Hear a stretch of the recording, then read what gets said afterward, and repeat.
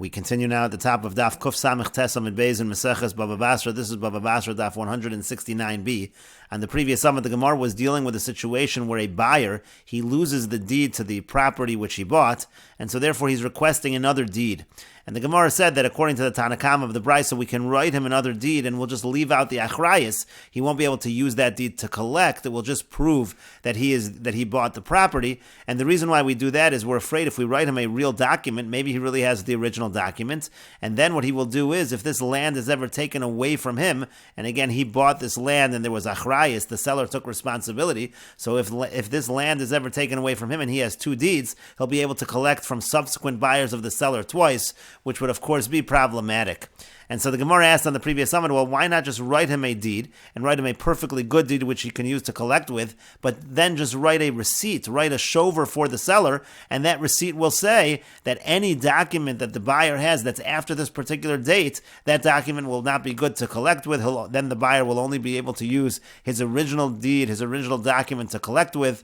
And so the Gemara said, does this show in general that we don't write a shover? Meaning to say there's a machlokas tanoim in general by loans. Let's say a lender wants to collect his debt and he doesn't have the document, so we can't rip up the document of loan. So is he able to collect the loan and we'll just write a receipt for the borrower? Now the borrower forever has to protect that receipt to prove that he paid back the loan. That's a machlokas tanoim. According to some tanoim, we'll write a shover for the borrower, but according to others, that's not a responsibility of the borrowers, and if the lender does not have a document, then he doesn't collect. And so the Gemara said, from the fact that we don't write a receipt over here, by this case of buying land, does that show in general that there's no concept of writing up a shover?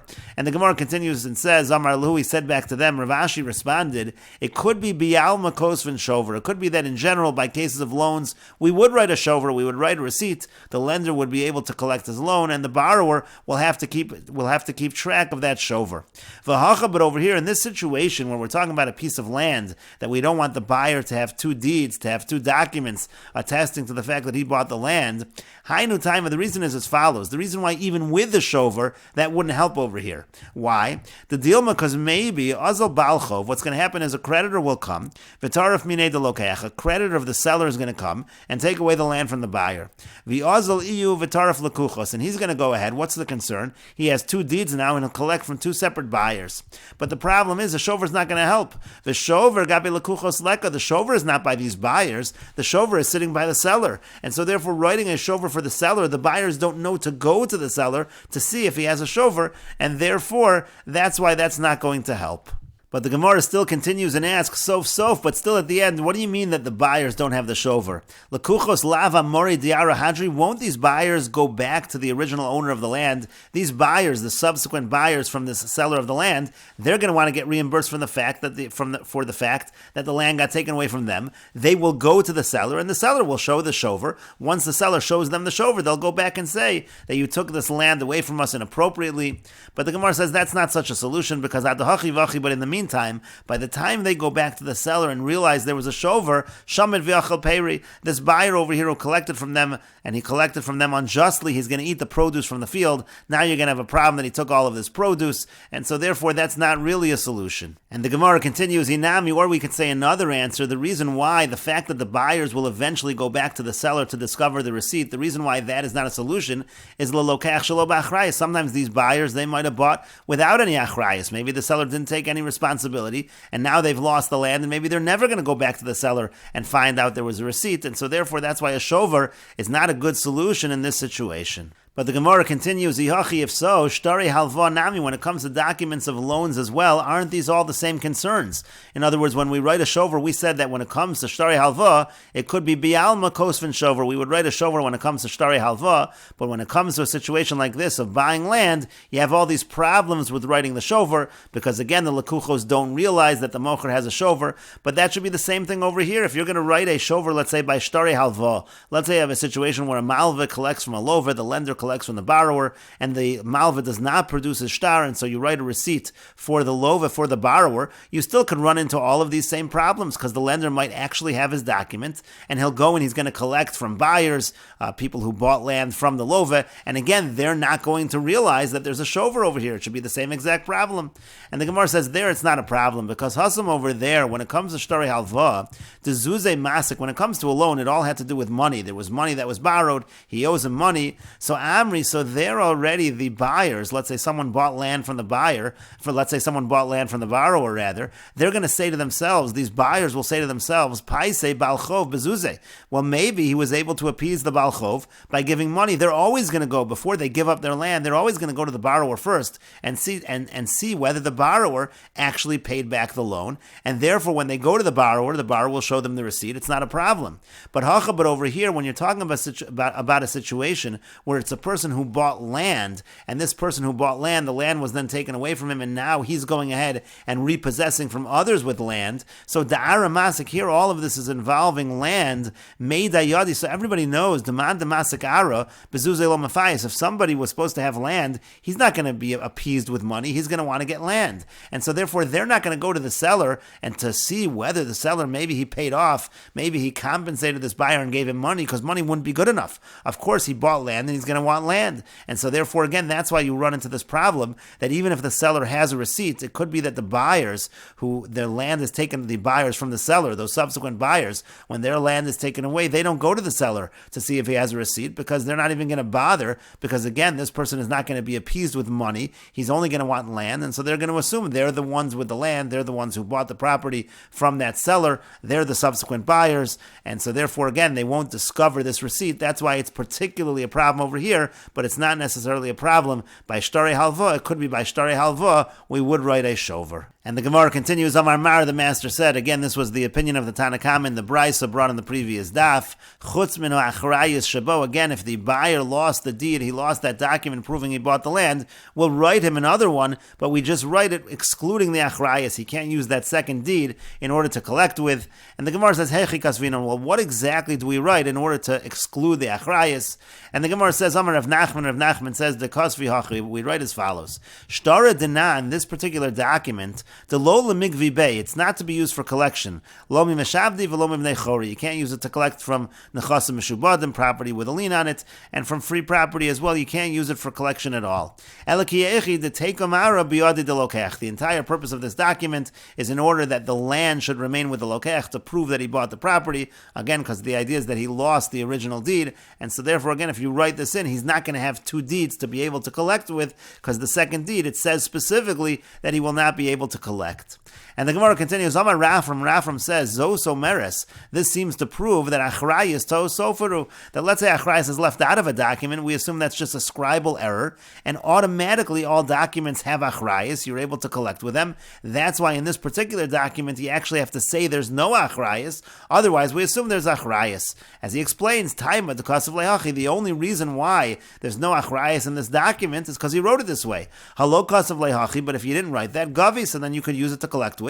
That's the idea of achrayus to sofer. This seems to prove that we do say achrayus to sofer. We assume that every document, regardless, unless it says otherwise, we assume every document there's a lien, and you're able to use that document to collect. Rav Ashi says not necessarily.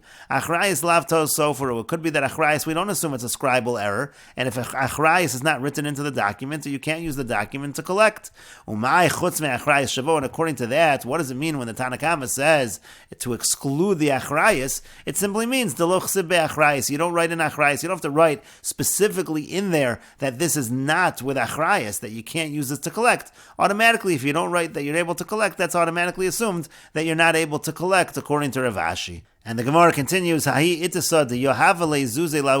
was a woman and she gave some money to a certain person. She wanted this man to act as her agent, to go buy a piece of land for her.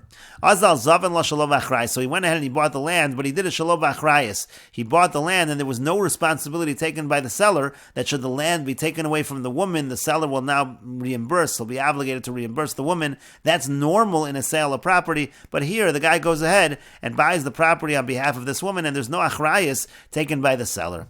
So Asi Lakami Rav Nachman, so the case came before Rav Nachman.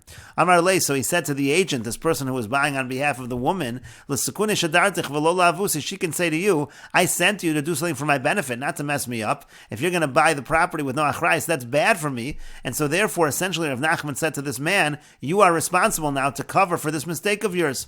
So therefore, Zil Zavna Minei Shalom Achrayus, what you have to do is as follows. You have to go and buy the property from the seller. You're the one someone that's buying it shelo b'achrayis, v'hadar zavna nehila b'achrayis, and then you should sell her the property, and you should take responsibility. That way she has the property, and the person who sold it to her, which is you have taken responsibility, but you're going to be a buyer, and the person who sold it to you meaning the middleman who's the buyer, this person, he's going to buy it, and there's no achrayis, there's no responsibility taken from that original seller as far as his purchase. Essentially, what Rav Nachman was saying is the person who was acting as the agent on behalf of the woman, he's the one that's going to have to take responsibility on her behalf. And the Gemara continues at the two dots. The Brisa said earlier, Rav Shimon ben Gamliel Omer, Rav Shimon ben Gamliel says, Hanosin matana l'chaveiro.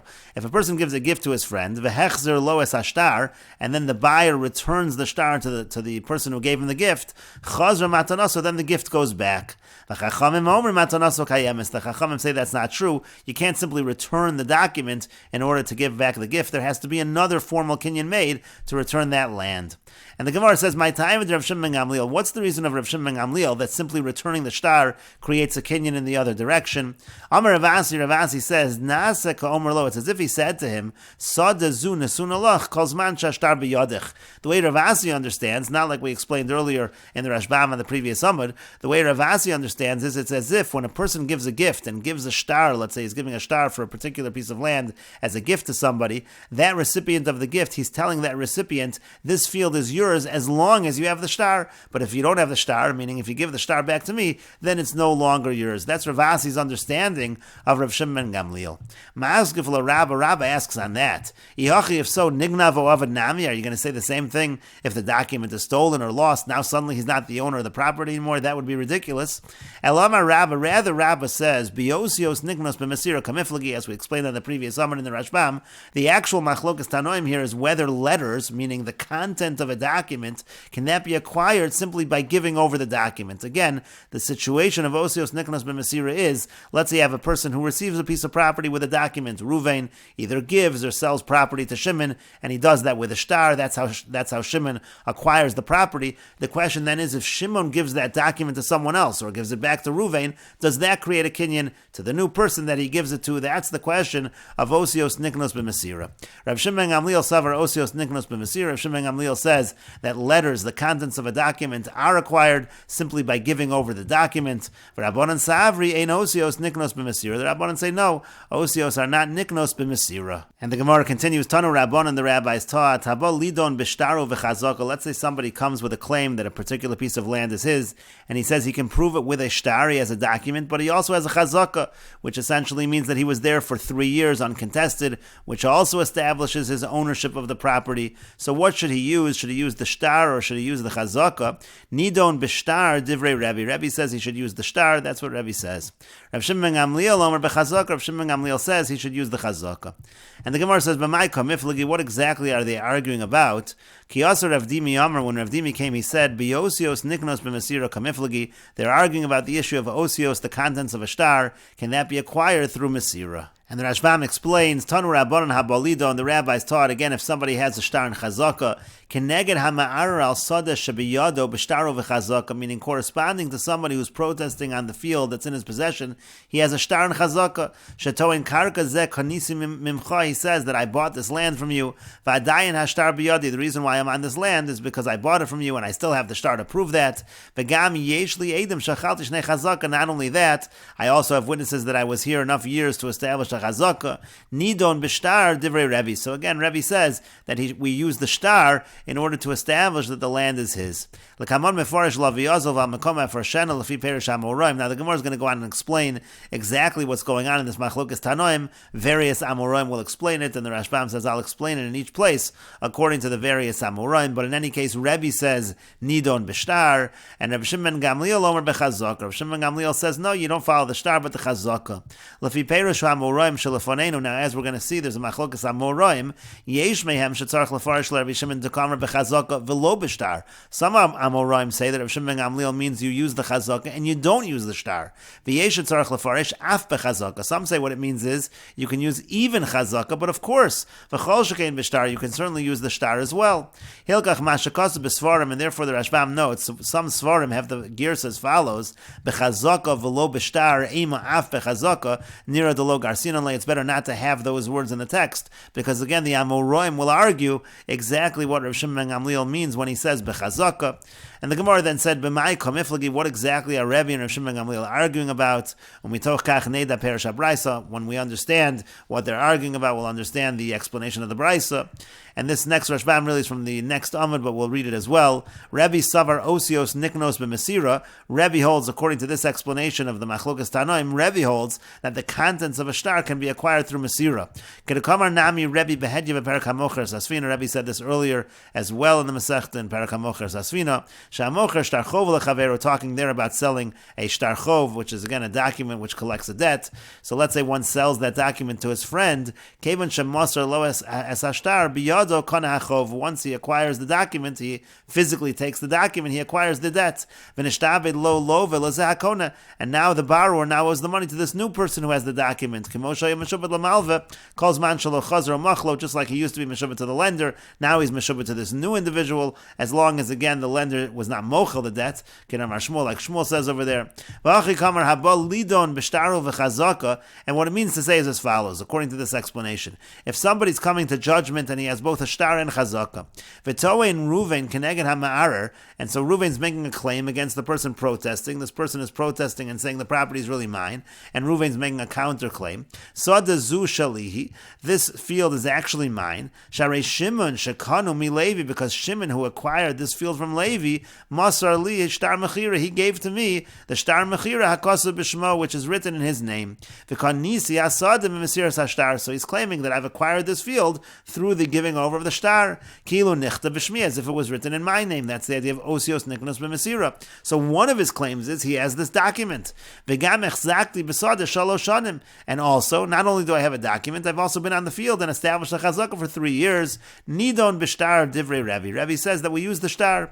V'al yedei hashtar shemoser lo halokeach, through the document that was given to him by the buyer, kanoi lo hasada, that's how he acquires the field. The osios niknos b'mesira, because again, the contents of a shtar can be acquired by giving it over. And the point is, you don't need the Eidei Chazaka because the shtar, according to Rebbe, is effective. And we will continue with this discussion in the next video on Daf Kuf Ayin Amud Aleph.